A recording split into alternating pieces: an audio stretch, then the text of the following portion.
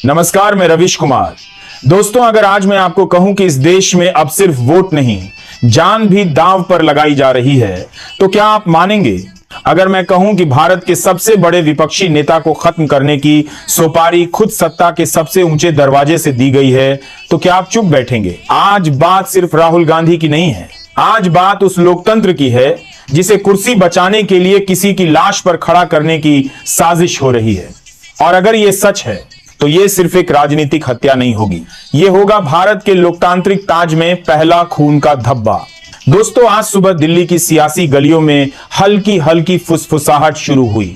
कुछ बड़ा होने वाला है, राहुल गांधी को लेकर बड़ी खबर आने वाली है। शुरुआत में इसे अफवाह समझा गया, लेकिन थोड़ी देर बाद कांग्रेस मुख्यालय में हलचल बढ़ने लगी। फोन लगातार बज रहे थे, नेता आपस में मीटिंग कर रहे थे, सोशल मीडिया पर इशारों में पोस्ट लिखी जा रही थी।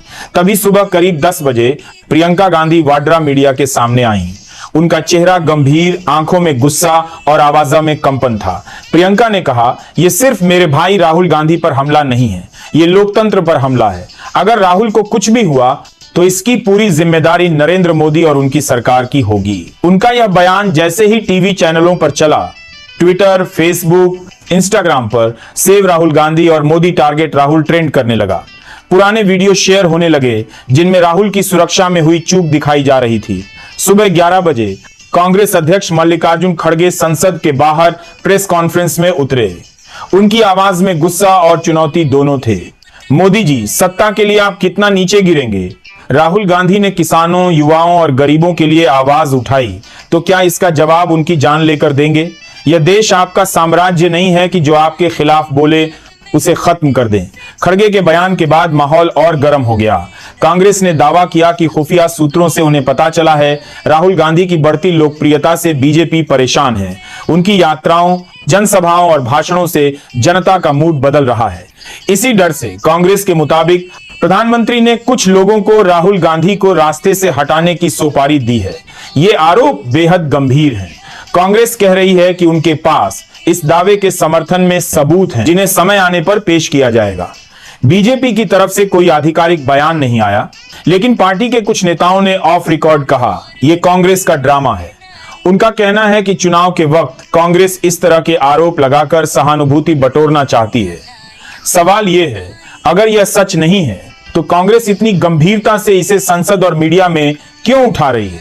दोपहर 1 बजे संसद में कांग्रेस सांसद नारेबाजी करने लगे, राहुल गांधी की सुरक्षा करो, सोपारी सरकार मुर्दाबाद। हंगामा इतना बढ़ गया कि लोकसभा की कार्यवाही 2 बार स्थगित करनी पड़ी। राज्यसभा में भी खड़गे और पीयूष गोयल के बीच तीखी बहस हुई। इस बीच खबर आई कि राहुल गांधी की सुरक्षा में लगे एसपीजी और ईब अधिकारियों को अलर्ट पर रखा गया है, लेकिन कांग्रेस का आरोप था कि सरकार जानबूझकर सुरक्षा में ढील दे रही है। प्रियंका गांधी ने कहा, भारत जोड़ो यात्रा के दौरान भी राहुल की सुरक्षा में कई बार चूक हुई थी, तब भी हम कहते रहे। शाम 4 बजे टीवी चैनलों पर बहस शुरू हुई। बीजेपी प्रवक्ता बोले, ये कांग्रेस की नौटंकी है। कांग्रेस नेता बोले, अगर ये ड्रामा है तो राहुल गांधी को एसपीजी सुरक्षा क्यों दी जाती है? पत्रकार सुधीर चौधरी ने कहा, अगर सच में किसी नेता की जान पर खतरा है तो यह राजनीति का मुद्दा नहीं बल्कि राष्ट्रीय सुरक्षा का मामला है। जनता की राय बंटी हुई थी। कुछ लोग बोले ये सब पॉलिटिकल गेम है, कुछ बोले आज की राजनीति में कुछ भी मुमकिन है, इसलिए खतरा असली हो सकता है। सोशल मीडिया पर मीम, वीडियो और हैशटैग की बाढ़ आ गई। रात 8 बजे कांग्रेस मुख्यालय से बयान आया, अगर सरकार ने 48 घंटे में राहुल गांधी की सुरक्षा पर साफ जानकारी नहीं दी तो हम पूरे देश में प्रदर्शन करेंगे। यह अल्टीमेटम माहौल को और तनावपूर्ण बनाया गया। अब सवाल थे, क्या वाकई राहुल गांधी की जान को खतरा है? अगर हां, तो इसके पीछे कौन है? अगर नहीं, तो कांग्रेस इतना बड़ा आरोप क्यों लगा रही है? क्या यह चुनाव से पहले माहौल बनाने का खेल है? क्या सुरक्षा एजेंसियां सच छुपा रही हैं? दोस्तों, यह मामला जितना पेचीदा है उतना ही खतरनाक भी। अगर आरोप सच हैं, तो यह लोकतंत्र पर अब तक का सबसे बड़ा हमला है। अगर झूठे हैं तो यह जनता की भावनाओं के साथ सबसे बड़ा खिलवाड़ है। आने वाले दिनों में असली सच सामने आएगा, लेकिन फिलहाल देश की राजनीति में भूचाल आ चुका है।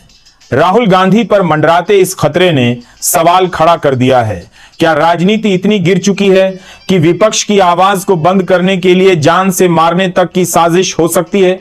और अगर ये सच नहीं तो क्या हम इतने सनसनीखोर हो चुके हैं कि ऐसे आरोप भी हमें चौंकाते नहीं। अब इस कहानी का बैकग्राउंड समझते हैं। राहुल गांधी पिछले 1 साल